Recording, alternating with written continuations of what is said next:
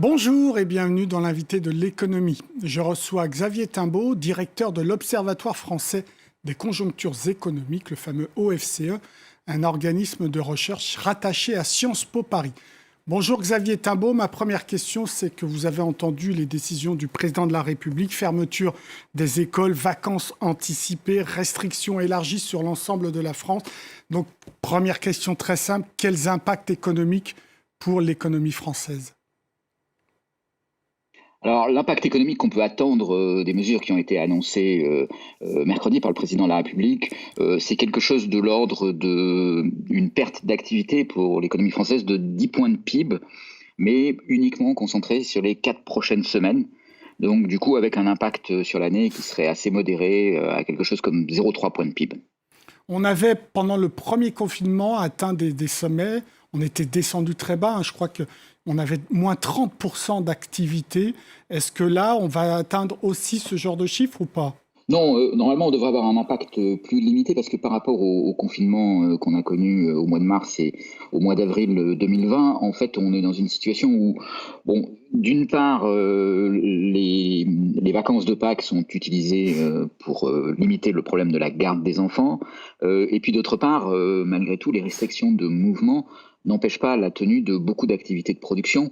Le télétravail va être largement favorisé et voire même très fortement incité, mais globalement on a des mesures, on a beaucoup appris en fait des mesures de confinement en 2020 pour arriver aujourd'hui à avoir un impact qui est moindre.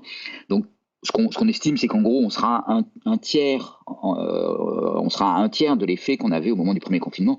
Donc c'est quand même beaucoup moins fort que ce qu'on a connu l'année dernière. Oui, mais Xavier Timbaud, ça arrive avec des comptes publics qui sont déjà dans le rouge. Regardez, les déficits publics sont d'à peu près 9,2%. La dette, elle atteint 115,7%. Donc, ça veut dire que ces derniers chiffres qui nous ont été communiqués récemment devront être aggravés ? Oui, ils vont être revus pour prendre en compte les coûts supplémentaires de ce qui s'annonce devant nous. Alors les coûts du quoi qu'il en coûte, c'est-à-dire le fait qu'on compense les commerces qui sont fermés, on aide les gens qui ne peuvent pas garder leurs enfants, qui vont être en chômage partiel. Ces coûts pour les 4 semaines qui viennent sont de l'ordre de 5 à 10 milliards d'euros supplémentaires qui vont se rajouter à ce qui est déjà le coût de cette crise pour nous.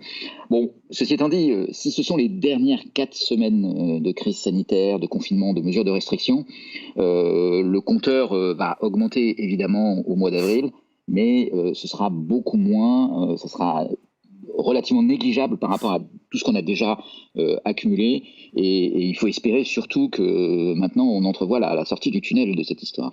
Xavier Timbaud, on reprend les mêmes recettes que l'année dernière, qu'en mars l'année dernière, pour le premier confinement, où on y ajoute quelques initiatives ou pas ? Il y a à la fois un peu la même recette, c'est-à-dire l'idée qu'il faut vraiment limiter au maximum les contacts sociaux et en particulier ceux qui sont liés à l'école, donc avec l'avancement des vacances d'avril et la synchronisation des vacances d'avril d'une part, puis d'autre part le fait que la semaine prochaine les écoles seront fermées, que ce soit les écoles primaires, les lycées, les collèges seront fermés, donc c'est limiter au maximum les interactions sociales. C'est quand même le faire avec un tout petit peu d'assouplissement par rapport à ce qu'on a connu au moment du premier confinement. Donc la possibilité, par exemple, pour ceux qui le souhaitent, de pouvoir s'isoler pendant les 4 semaines qui viennent ailleurs qu'à leur endroit de résidence. Le fait que vous pouvez vous déplacer à 10 km de chez vous à partir du moment où, en responsabilité, vous limitez vos interactions sociales. Donc des choses qui vont rendre quand même la vie un tout petit peu plus pratique, avec moins de surveillance et de contrôle qui étaient parfois mal vécus par la population. Mais oui, globalement, on essaye de reprendre la même recette que celle qui a plutôt fonctionné au moment des précédents confinements, en espérant cette fois-ci qu'une fois qu'on aura passé ce pic épidémique, entre le retour des beaux jours et la vaccination, on pourra mettre derrière nous cette crise sanitaire. Xavier Timbaud, avec cette nouvelle restriction, est-ce qu'on peut toujours tabler sur une croissance de 6% en 2021 ou c'est illusoire ? Alors, par rapport au scénario de 6% de croissance qui avait été établi en début d'année, le fait que le début de l'année soit quand même moins bon que ce qui avait pu être anticipé, ce qui avait pu être mis dans les hypothèses, tous ces scénarios dépendent beaucoup des hypothèses qu'on met, en particulier de sortie de crise sanitaire.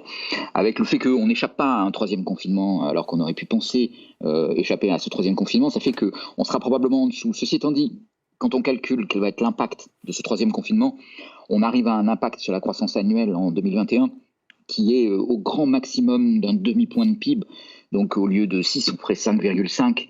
Voilà, c'est moins bien, c'est problématique, mais ça ne, pour le moment, remet pas en cause le fait qu'on peut espérer sortir de cette crise et espérer qu'à l'automne 2021, à la fin de l'été, on puisse retrouver une vie quasiment normale dans l'ensemble des pays développés.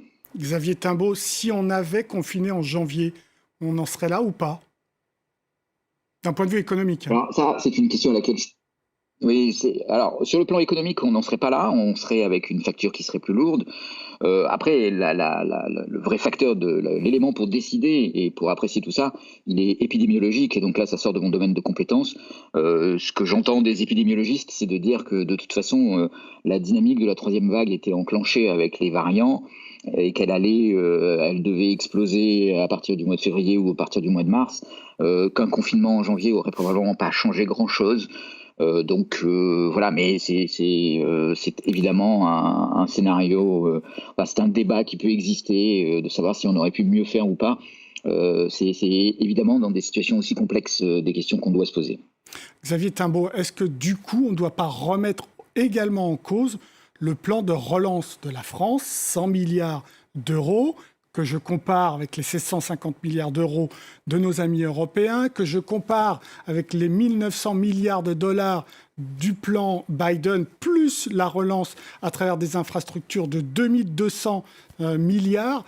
Alors nos 100 milliards, c'est ridicule ou pas ? En tout cas, les Américains, le plan de relance américain a changé de façon spectaculaire les ordres de grandeur auxquels on a été habitués, et vient un petit peu bousculer toutes les doctrines qu'on peut avoir en Europe, qui insistent beaucoup sur la soutenabilité des dettes publiques. On s'aperçoit qu'aux États-Unis, la soutenabilité des dettes publiques, elle passe avant tout par le fait d'avoir une économie qui rebondit très fortement, et qu'aux États-Unis, ils utilisent cette occasion, l'occasion de la crise sanitaire et de la relance de l'économie, pour s'engager délibérément dans la transition environnementale. Alors que, voilà, jusqu'en janvier de cette année, les États-Unis étaient sortis de l'accord de Paris et étaient plutôt les mauvais élèves de ce point de vue-là. Donc oui, ça doit nous bousculer, ça doit nous amener à remettre en cause ce qu'on avait anticipé. Et maintenant qu'on entrevoit la fin de la crise sanitaire, il va falloir s'occuper de la crise économique. C'est celle qui peut persister et durer longtemps. Et il s'agit là de absolument pas manquer son coup dans la relance de l'économie et dans le fait d'engager aussi l'économie européenne dans la transition environnementale. Donc oui, il y a beaucoup à réfléchir et à s'inspirer de ce que les Américains ont mis sur la table. À l'OFCE, vous préconisez quoi ? Doubler le plan de relance à 200 milliards, voire plus ou pas ?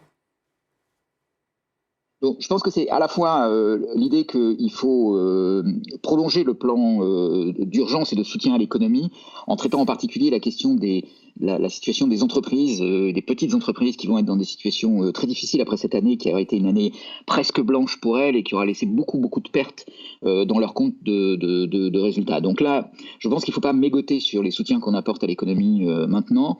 Et puis, je pense qu'il va falloir aussi très sérieusement réfléchir à une relance sur le moyen terme. La crise de 2008, elle a duré 10 ans. Il a fallu 10 ans pour revenir à un taux de chômage qui était celui d'avant la crise, 2018, après la crise de 2008. Il faut tout faire pour que cette crise économique liée à la crise sanitaire ne dure pas 10 ans. Et puis par ailleurs, il y a cette urgence environnementale à laquelle il faut répondre.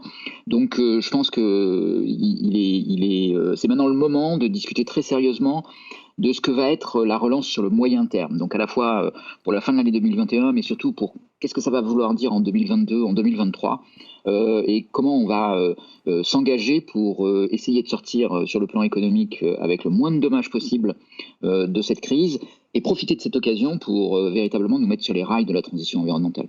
Alors si on se projetait également, Xavier Timbaud, parce qu'il va bien falloir payer ces dettes-là, nos amis britanniques vont augmenter les impôts sur les sociétés de 19 à 25. Nos amis américains augmentent, c'est ce qu'annonce Biden, l'impôt sur les sociétés également de 21 à 28%. Et nous ?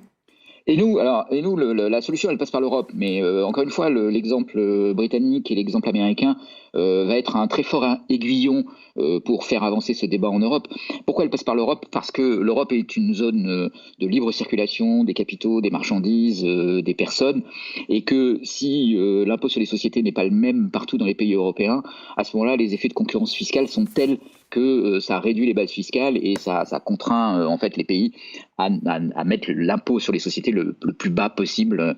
Voilà. Donc il faut sortir de cette logique. Il faut un impôt sur les sociétés dont le taux minimal sera décidé au niveau européen et s'appliquera dans tous les pays. Ça fera beaucoup de mal à l'Irlande, aux Pays-Bas, au Luxembourg et à quelques autres pays, mais c'est une absolue nécessité parce que oui, on s'engage dans un monde qui est compliqué, avec des dettes qui sont élevées, des comptes publics qui sont dégradés, avec des perspectives qui vont demander de relever beaucoup de défis, on va dire, pour parler de façon très positive, en particulier ceux de la transition environnementale. Et dans cette perspective-là, il est important qu'on arrive à faire payer à chacun sa part, sa juste part. L'impôt sur les sociétés est un des éléments, la fiscalité des plus riches en est un autre, la fiscalité des grandes entreprises globalisées, ce qu'on appelle couramment les GAFA, en est encore une autre dimension. La lutte contre l'évasion fiscale doit être au cœur de tout ça, et là-dessus l'Europe doit montrer qu'elle n'est pas ouverte à tous les vents et qu'elle est une espèce de zone implicite de non-droit. Donc elle doit affirmer un certain nombre de principes sur la fiscalité et effectivement s'inspirer des États-Unis et du Royaume-Uni. Il faut pas être naïf. Le gouvernement a beau répéter qu'on n'augmentera pas les impôts, il est clair qu'il y a un certain nombre de hausses d'impôts qui sont à prévoir dans les décennies qui viennent. Merci beaucoup Xavier Timbaud pour vos réponses. L'invité de l'économie, eh bien, c'est terminé, mais évidemment, vous pouvez retrouver cette émission sur france24.com. Au revoir. C'était votre programme avec Actimel, la petite bouteille riche en vitamine D.